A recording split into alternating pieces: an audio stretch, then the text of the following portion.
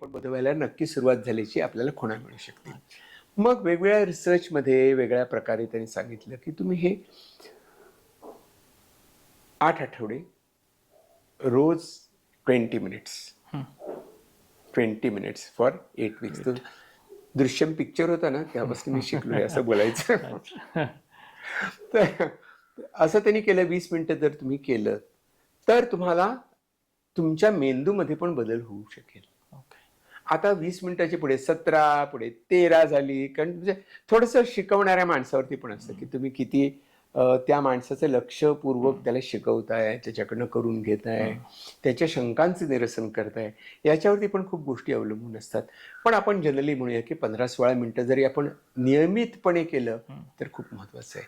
आणि त्यातलं नियमितपणा महत्त्वाचा आहे. नियमितपणा का महत्त्वाचा आहे? कारण मेडिटेशन हे स्किल आहे. आपण त्याला स्पिरिच्युअल केलं आहे. मेडिटेशन इज अ स्किल आहे.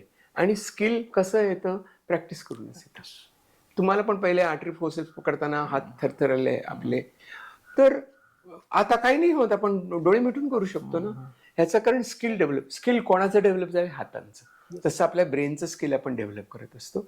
आणि ते स्किल शिकण्याकरता हा वेळ द्यावा लागतो. मग त्याच्याकरता रेग्युलॅरिटी महत्वाची आहे, नियमितपणा महत्वाचा आहे. मग मी ते इथेच बसून करू का, तिथे बसून करू का, वगैरे वगैरे गोष्टी येऊ शकतात.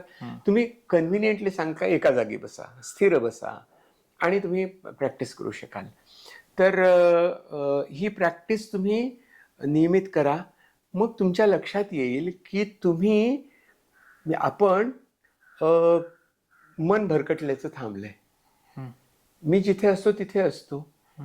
नकळत तुमच्या चेहऱ्यात फरक पडतो. कारण जेव्हा तुम्ही पुढचा विचार करत असता तुमच्या चेहऱ्याचा दिसतो तो. पास्टमध्ये असला तरी कोणी म्हणतो अरे काय हरवलास कशात? काय विचार करतोयस असं विचार. म्हणजे आपला चेहरा असतो तो रिफ्लेक्ट करत असतो तुमचे मेंटल स्टेट काय आहे. ह्याच्यात बदल होतो. तुमच्या वागण्यात बदल होतो. तुम्ही अधिक स्थिर होता, नॉन जजमेंटल होता. म्हणजे आपण हे काय वाईट आहे, अगदी साधी गोष्ट, साधं उदाहरण देतो. आपण म्हणतो आमटी खारट झाली आहे, हे जजमेंट आहे. मला खारट लागलं हा माझा एक्सपिरियन्स आहे. आपण म्हणतो एवढं जजमेंटॅलिटी कशी आहे आमटी किती मीठ घालायचं कळत नाही तुला. Is a judgmental critical statement. आमटी मला खारट लागते, सगळ्यांना कदाचित नसेल लागत. हे माझं ऑब्झर्वेशन आहे ना, माझा एक्सपिरियन्स आहे. तुम्ही सांगितलं. मी लोकांना हसू येतं उदाहरणाचं, पण त्यातलं अगदी क्लिअर कळतं की जजमेंटॅलिटी किती भिनलेली असते आपल्या ह्याच्यामध्ये. तर ते जेव्हा तुम्ही तो पापुद्रा जातो, आपल्या मनावरचा लेअर जातो, तेव्हा तुम्हाला प्युअर एक्सपिरियन्स येतो. तुम्हाला काय जाणवतं या गोष्टीचं, आणि ते रिफ्लेक्ट व्हायला लागतं तुमच्या बोलण्यातनं, वावरण्यातनं. आणि माइंडफुलनेसचं जे बुद्धाने सांगितलं, तो मार्ग सांगितला म्हणजे काय, तर माइंडफुलनेस हे स्किल आहे. पण माइंडफुलनेस इज बीइंग. माझं जगणं येते, माझ्या जगण्याचा तो माझी जीवन पद्धती येते, मी असा जगतो. म्हणून माइंडफुल ईटिंग आहे. मी खाताना किती माइंडफुल आहे.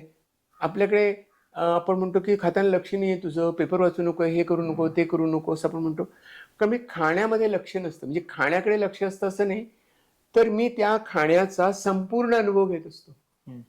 मी